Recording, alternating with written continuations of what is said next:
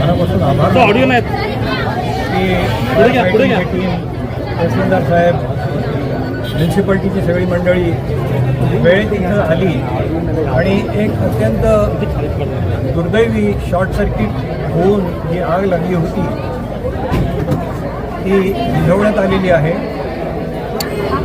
जे जे पेशंट त्या बाजूला होते त्यांना ऑलरेडी इथून योग्य स्थळी बाहेर काढलेलं आहे आणि इतरही पेशंटला बाहेर काढण्याचं काम योग्य प्रकारे झालेलं आहे.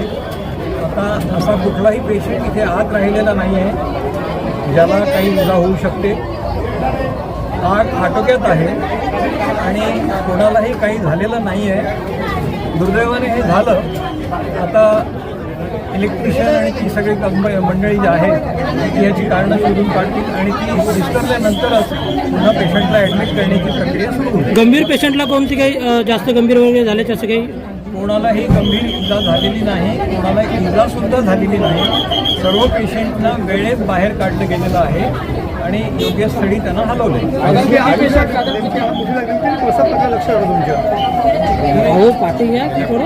कंटिन्युअस आज काय झालं आहे, उष्णता वाढल्यामुळे कंटिन्युअस AC चालू आहे आणि त्या कुठल्या तरी एका ACला पहिल्या मजल्यावर शॉर्ट सर्किटमुळे आग लागली असं मला कळतं आहे.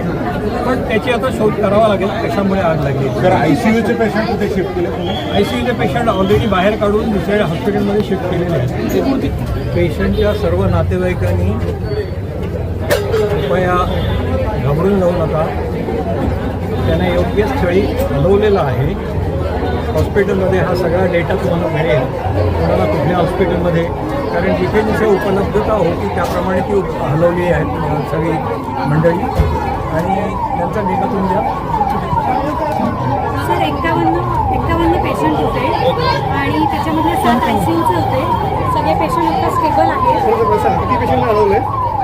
आत्ता आम्ही ICUचे प्रायोरिटीवरती हलवले.